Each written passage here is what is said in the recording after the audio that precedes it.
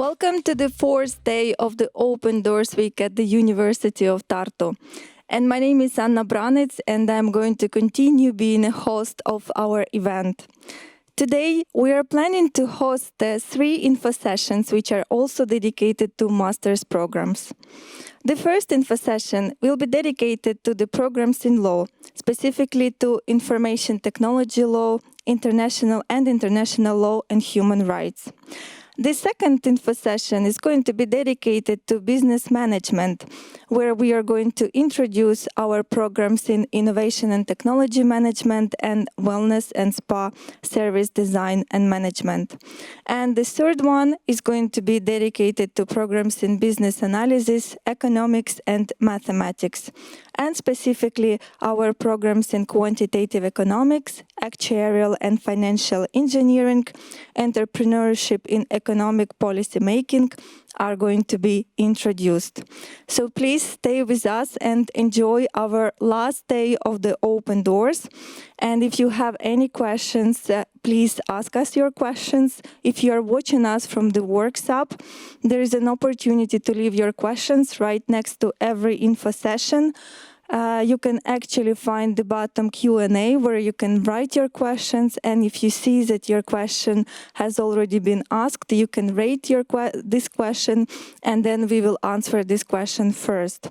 If you are watching us from YouTube or from Facebook, please leave your comments under each video, and then we are also going to try to answer these questions also online. Well, let's start with our first info session, which is dedicated to master's programs in law. And today with me on this stage, I have Lizzie Adamson, who is going to introduce our program in IT law.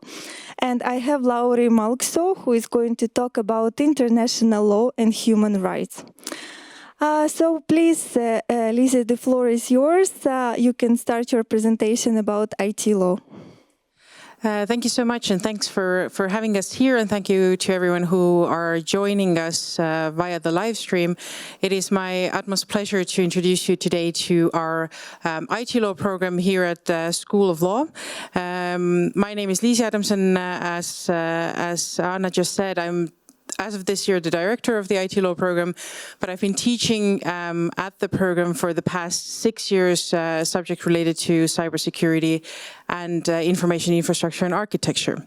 So why does the School of Law have a program on IT law? So in 2014, 2015, we realized that, and our president kind of at that time guided us on this path. We were thinking about the part that technology plays in our lives. When I'm teaching my courses, I always have this slide, 1 minute on internet, which shows what is actually done in the internet within 1 minute. We are talking about millions of interactions. We're talking about millions of dollars moved all over. And the impact that technology has in our lives and how it has perpetrated our lives necessitated also to take a look at the more traditional fields of study. And what our president said at that time was that we're not necessarily in the future seeing only lawyers or doctors. They need to look beyond the traditional way of studying.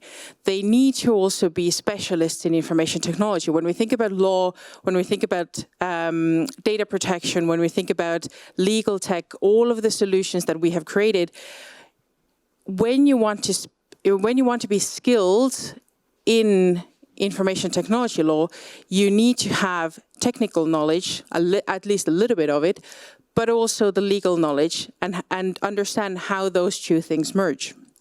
So when you come to the IT law program, we aim to offer you, and we are offering you, a comprehensive set of knowledge, and that includes legal knowledge, but also technical skills in IT law, because you cannot teach IT law merely on the basis of law or merely on the basis of technology. You need those two combined. We have adopted a kind of a problem-based approach to our studies, and we aim at including in every class that we have at least a part that is dedicated to solving real-life situations. You're going to be learning from the best IT law experts in Estonia, but also internationally. We have IT law experts from the best law firms, from the prosecutor's office, from the MITRE Corporation from the US. This year, we're going to have a lecturer from Microsoft. So you're going to be truly learning from the experts. It is a very practical program that brings in these people to teach you what do they know. And it is also an opportunity for you to build your network for future ambitions, because our lecturers are practitioners. This is also your way to build your network. And as a graduate of the IT law program, you can work in multiple scenarios. You can, or in multiple organizations. You can work in law firms, you can work in IT companies as an in-house counsel, you can work in state offices, such as ministries, you can work in international organizations or consulting firms. So the options that you have are really endless and very varied. And in that sense, you will be the one to practice a new kind of law. So our master's program in IT law takes you 1 year to complete. It has several specialization courses in IT law, and those are divided in kind of 2 groups. So you have technical subjects and you have legal subjects. But all of those courses combine our kind of integrated approach of providing you technical as well as legal knowledge. We have several optional courses that we've created for you. I will talk about them in a little bit. You will also go through practical training in IT law in the form of a legal clinic. And this, because this is also a 1-year program, you, instead of having to do a master's thesis, you're going to have a master's exam that's divided in 3 parts that allows you to kind of go through the master's exam throughout the year. So a little bit about the contents of the program. So as I said, we have a set of technical subjects that give you that basic technical knowledge in order to understand the legal issues. We have a course on artificial intelligence and law. We have a course on information infrastructure and architecture, which explains to you how the technological world works and what is the legal regulation attached to it. You have a course on introduction to programming, where you get to write your first pieces of code. It is not meant for you to become somehow a developer, but it's an introductory course for you to understand what does it mean to write code and understand thereby the legal problems and the legal questions better. You also have an introductory course to information security, which covers all the bases from cryptography to public e-services. And then you have a specific course on public e-services that looks into how information technology is used and adopted in the public sector. When we talk about the technical subjects, then we have one optional course to offer for you, which is Fundamentals of ICT. It is a optional course mainly because not all students need it. But if you feel like you don't have the basic knowledge, we have an optional course for you. So don't be scared about that.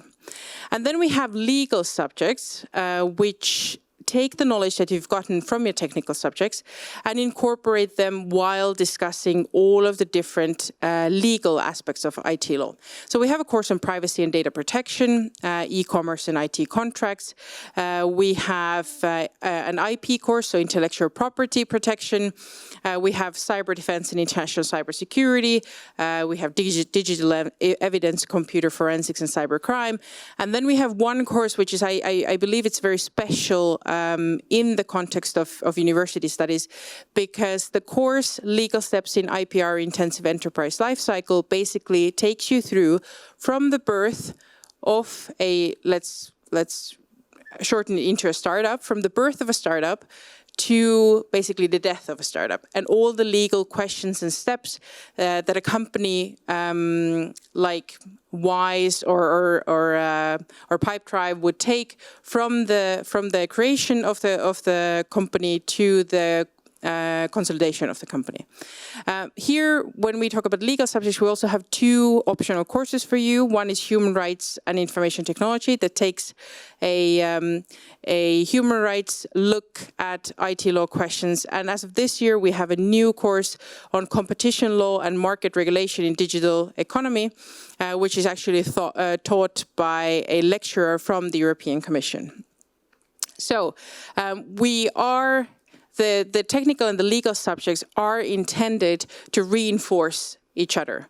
Of course, we cannot, within a one-year program, we cannot cover everything, but we've covered and we've selected the pivotal moments that every IT law lawyer should be aware of. And the point of the program is not necessarily to delve super deep into each and every question, but rather to create your interest in some specific questions where you would go, so this is what I want to know more about. I will go and research this. Or this is the field where I want to work in, and I will go and do this. So we've had students who have worked at a prosecution office before. They've delved into some of the courses in the program, and now they're working in the field of cybersecurity, for example. So it allows you a small peek into all of these different topics and allows you to kind of make an informed decision of what you're interested in and what you would like to pursue further. So the IT law program, as I said, it's a very expert-based program. It brings together a lot of different people. It brings together people from law firms, from Estonian public sector, from the Computer Science Institute, from the Estonian Bar Association, from MITRE Corporation in the US. And all of those people are there to impart their knowledge on you. They're there to help you take the next step in your educational road, but why not even on your career path moving forward? So that is the academic part of the program. Every year we're bringing together around 20 very motivated people who every year the cohort just creates a very tight-knit group who are working towards one goal. The one-year program is definitely a very intense 1 year that we're going to take from your lives, but every student has said after that it's worth it.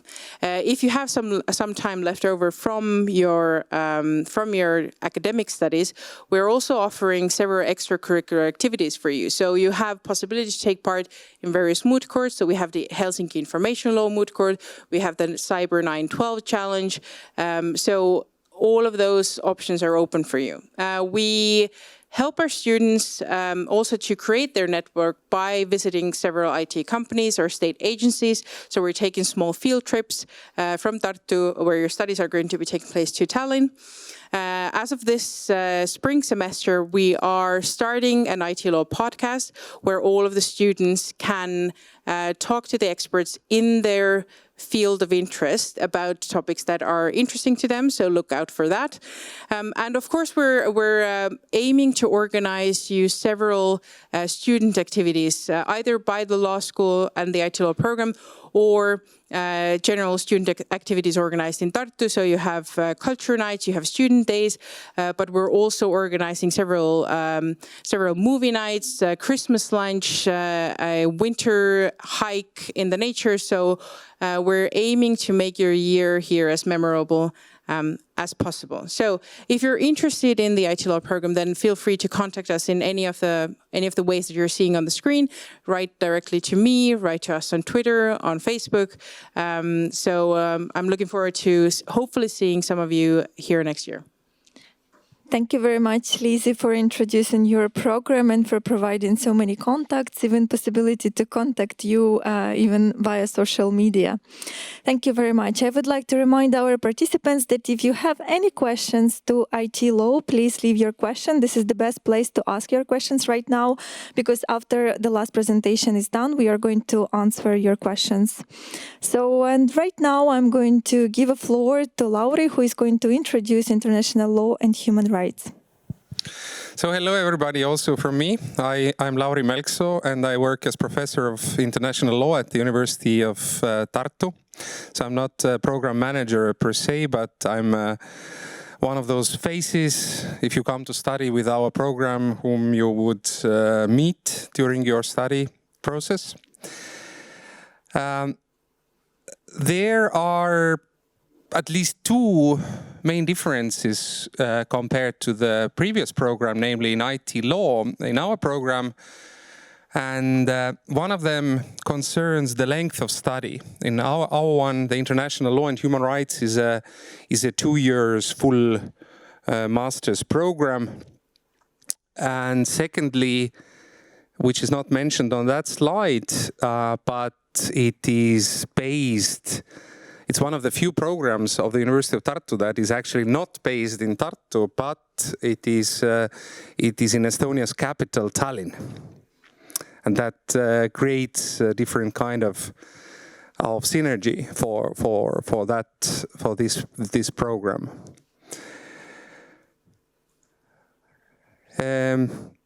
What we teach, I think you can see on the slides the technical side of it, how we structure our components of what will be studied. Here another difference compared to the IT law program is that we actually do have this master thesis in that form, not just we don't have a master exam. We have the program ends with an academic original piece of writing. Of course, we would guide you in this process and teach you the skills to write such a thesis and supervise you. But it's still, in that sense, this is part of the requirement. What is going to happen there?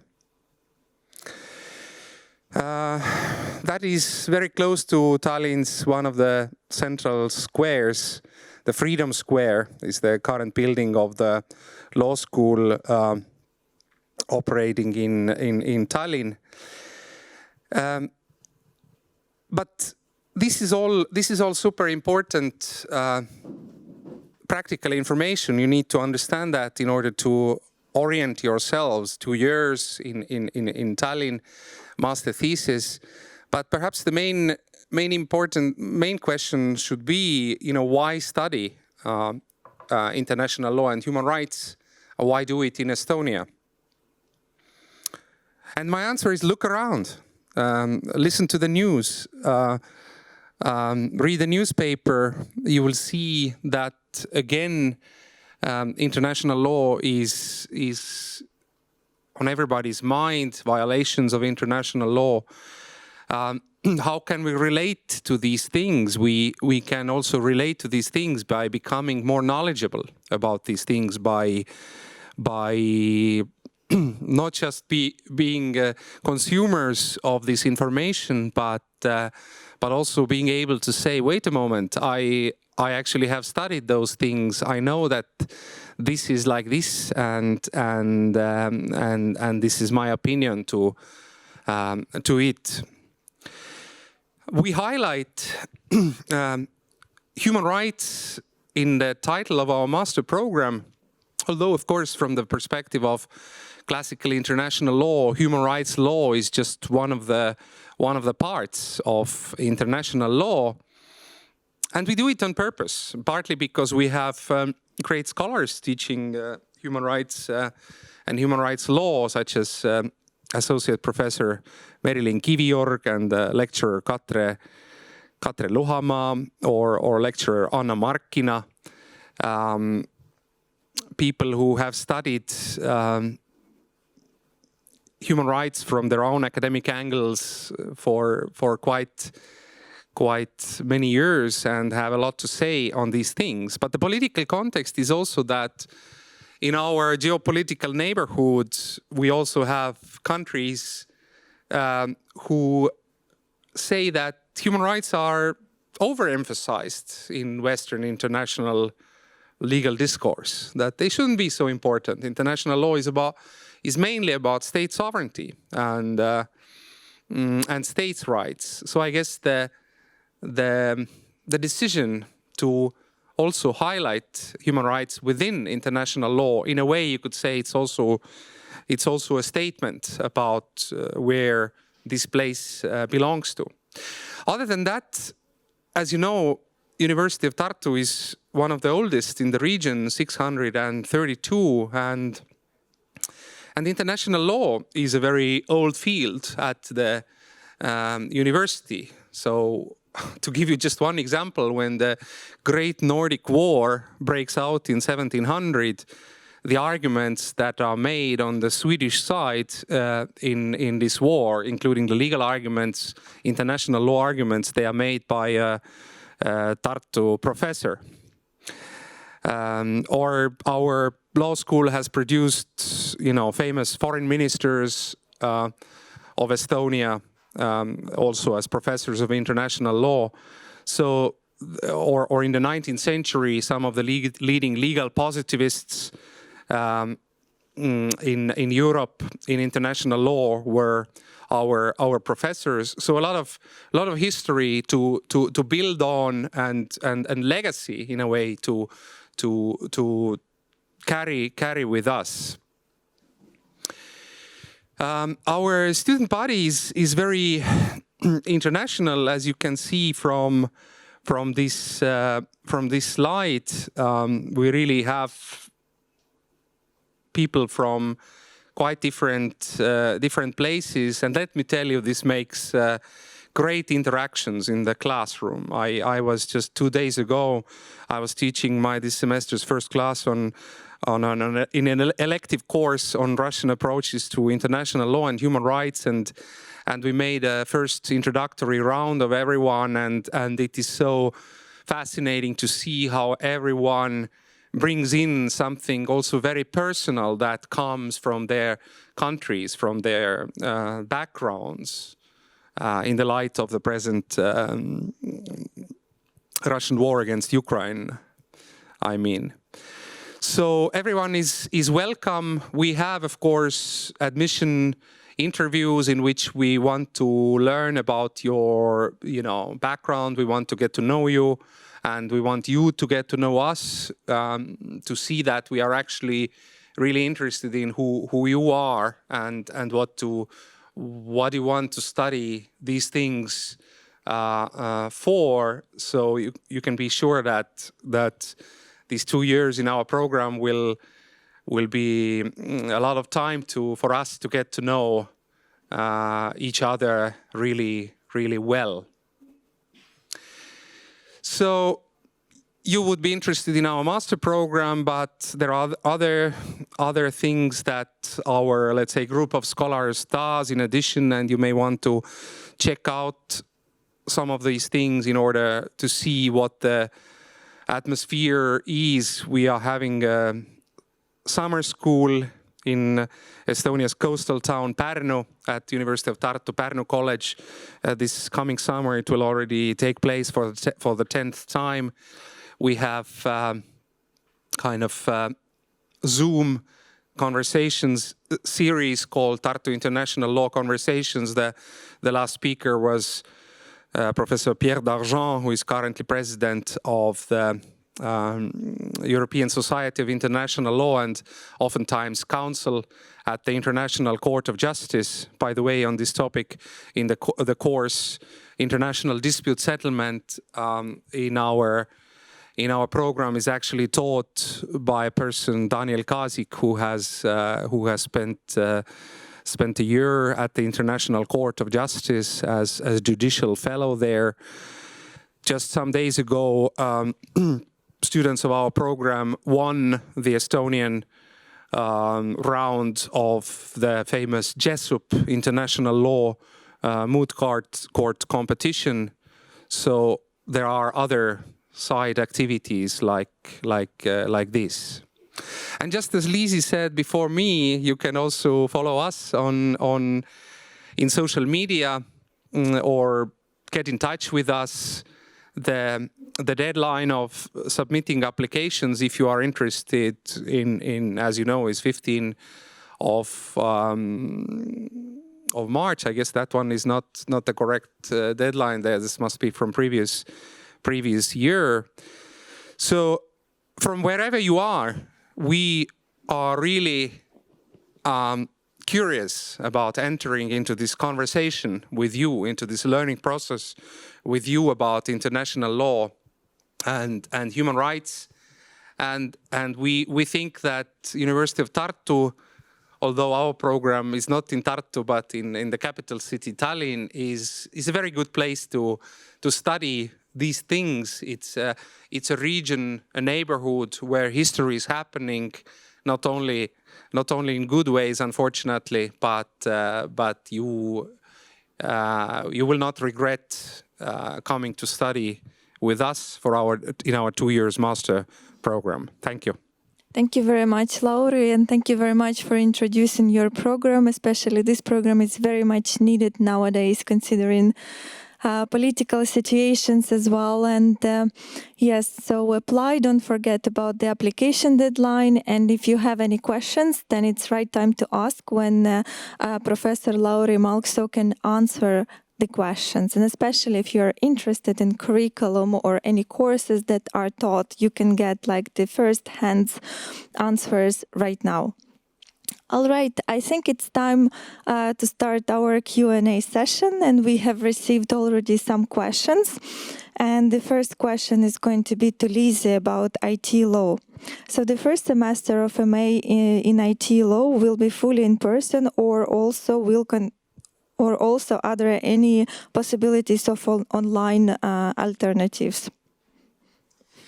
So, considering the times and I think the times that we've had in the past 2 years, we've learned a lot about online studies and then what are the benefits and the negative sides of it. So, we're trying our best to continue with face-to-face studies this autumn as well.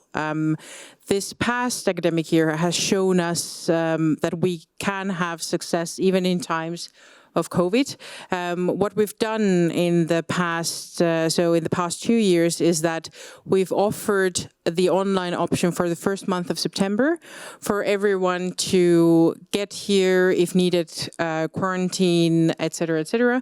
But after that, we are continuing with face-to-face studies. Of course, we're taking into account the epidemiological situation, and if hopefully not, but if things get worse, then we're always in the we always have the possibility to move everything online, but we've seen also the impact that the online studies have had on students, and that's why the university and the IT law program has now decided that for the foreseeable future, we're continuing everything face-to-face. Thank you very much. So I have a follow-up question. Should I apply for Visa D or should I apply for residence permit if I want to study IT law? If you maybe know or if you're not, we can also advise our participant to contact study info at ut.ee, student visa support at ut.ee. This is our department who is helping with all of the questions regarding visas or any legal advices of moving and relocating to Estonia. So we have seen both options being used because this is a 1-year program. The easiest way is the D visa. The residence permit takes a little bit longer. And if you don't, in that sense, if you want to go for the residence permit, you need to start applying for it quite early to be able to make it here in the beginning of September for the studies. So both are possible. Our students have used both. It depends really on what your future plans are. If you just come here for the program, D visa will suffice you for a year. If you have any further ideas, then maybe go for the residence permit. But as said, the student visa support will help you with making the best decision which one to go for. Thank you very much. Next question is to Lauri, and it's about internship. So where can I conduct the internship, and if the university is helping, and maybe you have any examples where students actually conducting the internship? Yeah, that's also a good question. Because internship is also part of what we require during these 2 years, and our pedagogical philosophy is that we do not bring this internship opportunity to you on a plate. We let you do your own research to see, there is big diversity in terms of what people choose. Some of them go even back to their own countries for these 1.5 months or something to do something what is close to their heart. I'm not going to lie to you, Tallinn or Estonia is not, as big a seat of international organizations as, Vienna or The Hague or Geneva or New York. You have, some EU-related institutions there. Also, I think foreign citizens cannot do so easily internship. For example, in Estonian Ministry of Foreign Affairs, which Estonian citizens can. There are NGOs. So I have personally transmitted some internship requests to the Estonian Institute of Human Rights, for example.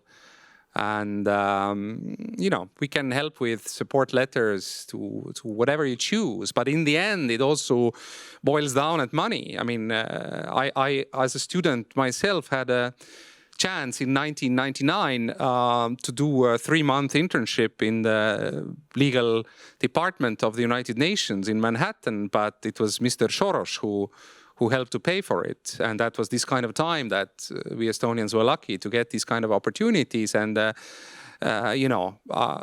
it is not always possible to pay these kind of opportunities from one's own pocket. This is also true.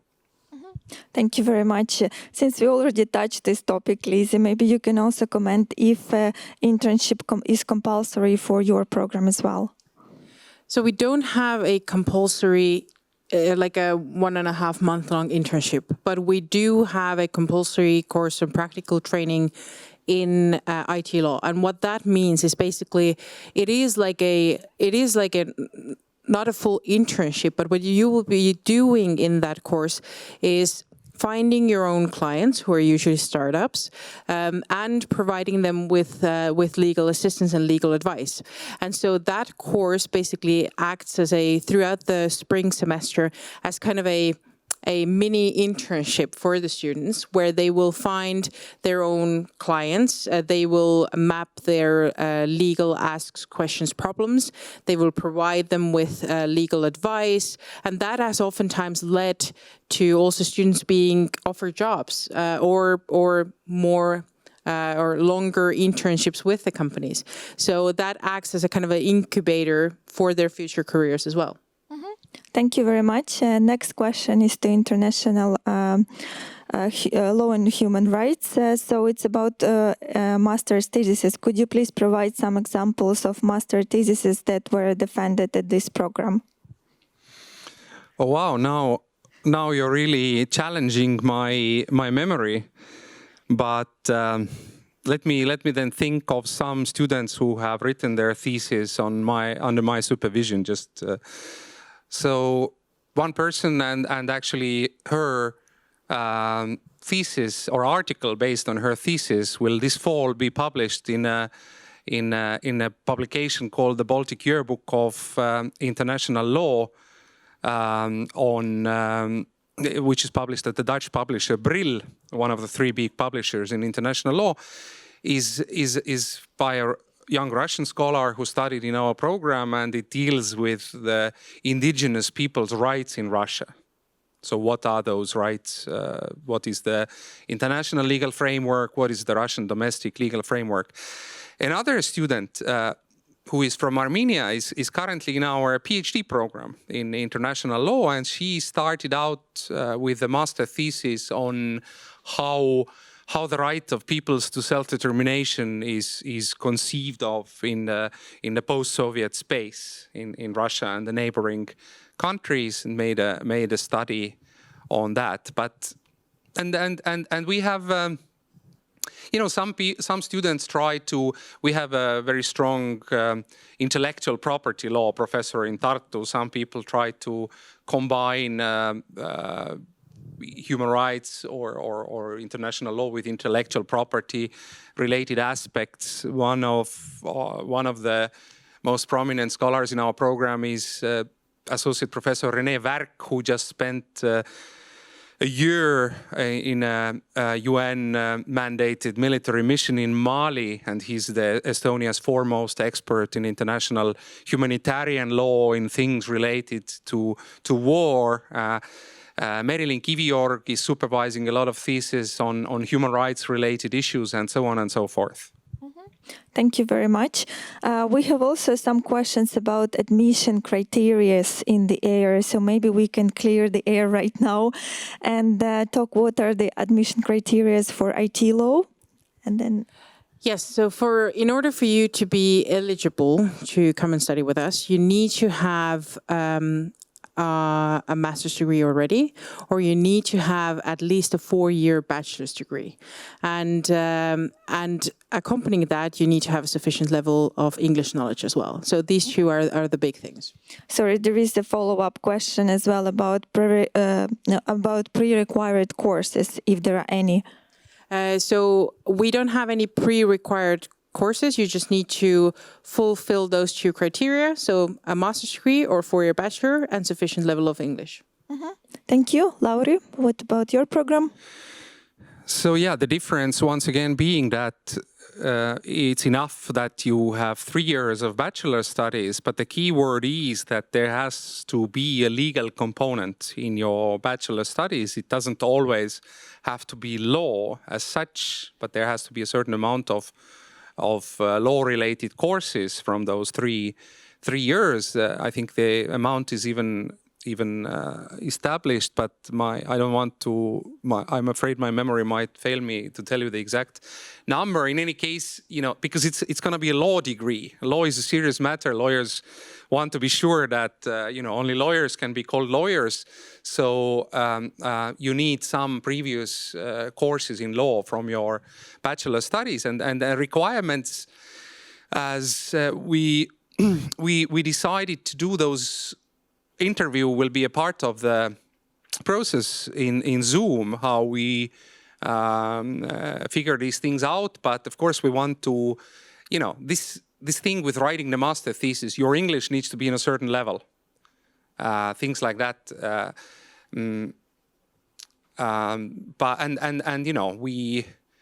We want to see that you have both the motivation as well as the level that is required to study in this program.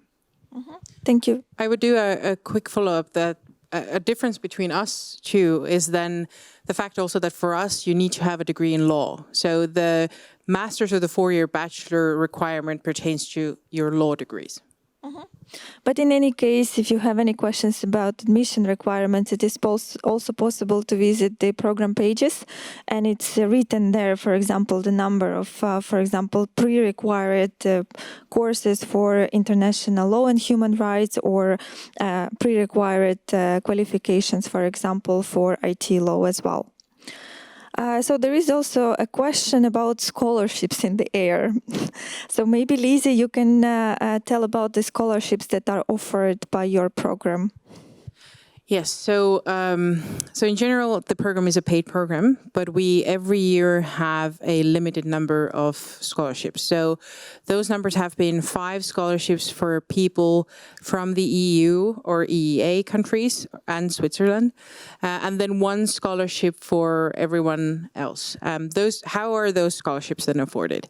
It's based on the admission ranking, basically. So you will, when you apply for the program, you will go through the whole procedure. We will grade your motivation letter. You will go through the interview, and then a table is formed where the best performing candidates then are offered those scholarships. Thank you very much, Lauri. And I think it's the same with our program, with this best performing scholar. Overall, I must say, though, that we don't have that many scholarships. So the idea is that if you think about how you can, how can you fund your studies, your stay in Estonia for 2 years, in terms of tuition, in terms of living costs. So I know students in our program have found things on their own also from Estonia. I think Archimedes or what they are called, but we do not, mediate those. If you will turn to us and say that, hey, can you help us with the scholarship? We don't really do that. So, and then finally, there might be some special arrangements. Don't know how quickly they are applicable, but especially with respect to Ukraine, I think it's at least there is a perspective of maybe more funding in this regard. Thank you very much. Sorry, there is very related question. What is the tuition fee for international law and human rights? Isn't it in those slides? Do you know I our think numbers? it's the same for all international Okay. programs. So it's 3,800 euros per year, I guess, right? Yes, I just checked the program page. It's 3,800 euros per year. Yeah. Sorry, next. And I encourage to, I want to be fully frank about this. We have had, and I think it's fair. It's part of the Estonian culture is we address issues frankly. It's not in your interest either to come here and discover that actually, you don't have these funds. So in this sense, we don't want to discover it all in September that actually, it's not possible to do that study for these reasons. Mm-hmm. There is also a bit related question. Can I work and study at the same time? And maybe if you would recommend this or not. Maybe Lisi, you can start. So our program is 1 year long. It is, as I've said before, it's quite intensive, but our studies are taking place Thursday to Saturday. So we've had every year plenty of students who are working and studying at the same time because it isn't taking up your whole week. It is definitely possible to do that. If you have the time, the funds, of course, the best thing is to fully concentrate on your studies, but it is definitely possible to do both. And we have lots of students, for example, from Estonian ministries or telecom companies who are doing their daily jobs, and then they're in school from Thursday to Saturday. Mm-hmm. Lauri? And in our case, I know that several students work as well. It sometimes does create little tensions because it depends on your workplace. It depends on what they require from you, and not all workplaces are super flexible that you can really only go when the lectures are over. So the teaching staff, we are not super happy if we have to negotiate this constantly, that someone says that, today at 12 o'clock I cannot come to class because of this other commitment. We still want this to be, a priority. But I know that, for a number of people, it makes work. It does work out. They manage to find it. And in the end, I'm also a realist. I was lucky in my youth to be paid by Soros, but, who is going to pay for these studies or for those living costs? Somehow this needs to be figured out. So we try to be as flexible as much we can. But because we are serious scholars in the program, it's not a fake program in the sense that money is not all the thing we are interested in. We want you to be there. We want you to study, and we will not tolerate, in this sense, anything else. Mm-hmm. Thank you very much. So studies should be your priority if you're planning to work. So the next question is to IT law. I'm an international perspective master of law student. I want to understand what Tartu and Estonia is like for African students who want to explore the opportunities in Estonia as a leading technology hub. I want to get a master of laws in IT and come back to work as a data protector, lawyer, practitioner. Okay. Tartu as Tartu and Tartu University as a learning environment. I think Tartu as in general is a very it's a small city, but it's a very multicultural city because we have a lot of international programs, as you've seen probably in the past 3 days, right? In that sense, from our perspective, Tartu has been really welcoming to foreign students, to African students, to Asian students, to American students. So in that sense, Tartu is it takes care of you, and there's a community, and in that sense, I think it's a lovely place to study. Now, what will you do after your studies? The Estonian, so if you want to work in a law firm, for example, you can work there as a lawyer, but if you don't have sufficient Estonian qualifications, you would not qualify for the Bar Association. However, we have had a lot of students, because Estonian Talent is a hub for all sorts of smaller and bigger technology companies. A lot of our students, be they foreign or Estonian, have been hired as in-house counsels, as paralegals, as legal engineers in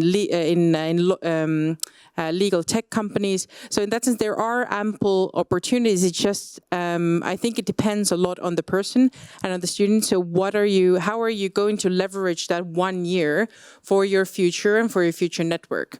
And if you manage to do that, then there are ample opportunities here in Estonia as well, and ample companies who would hire a person who's qualified in IT law and can manage those complex questions. And if I may quickly add to that, it's funny. Probably our programs are in some ways more similar than we think, because sometimes when I go for a little walk with my dog in Tallinn, I meet graduates from our international law and human rights program, and they tell me also how they work in WISE now and how they work in Bolt as legal counsel and so on. So it's probably tapping the same labor market for the ones who stay in Estonia. We actually have a question about staying in Estonia after graduation. So actually it's for international law and human rights. So if I can stay in Estonia after graduation and find a work in Estonia. So I guess you already have covered a little bit this question. Yeah, I guess the honest answer is that it happens. We don't regulate that, but it depends on the person.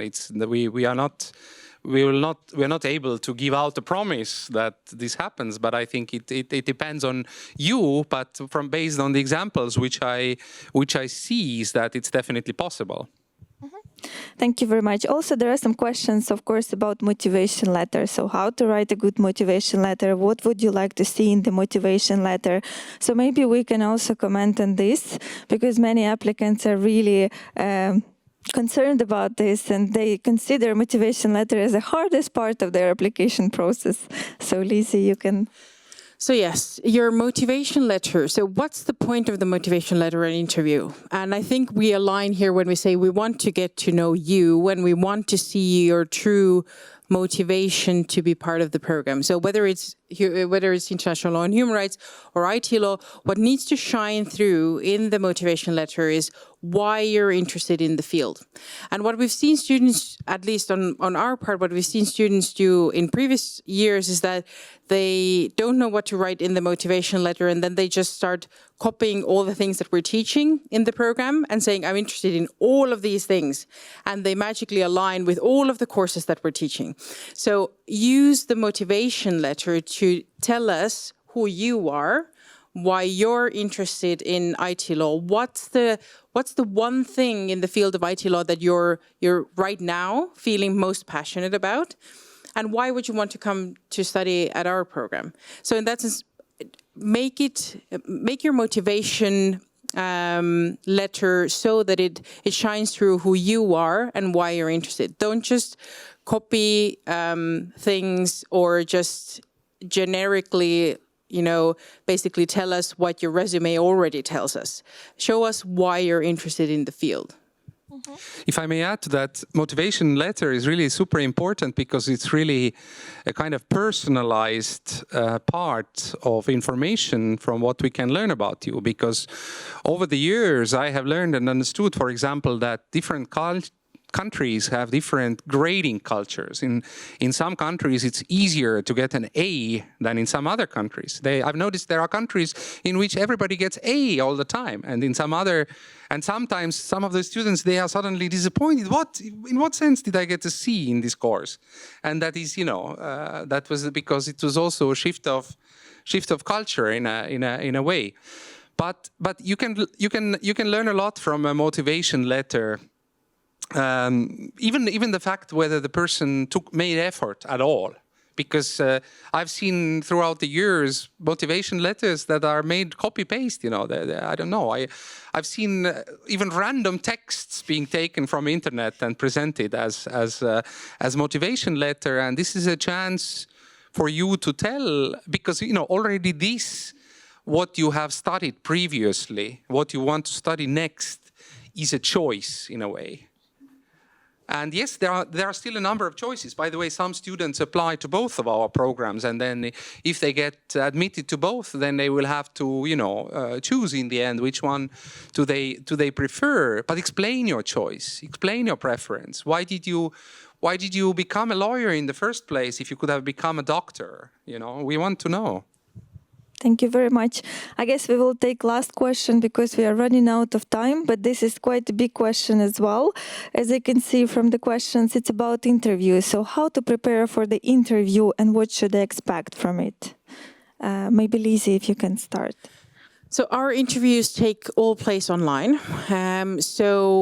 And it follows a certain procedure. So there are always going to be 3 people there at the interview. So there is going to be the program director and then 2 experts who are both teaching at the program as well.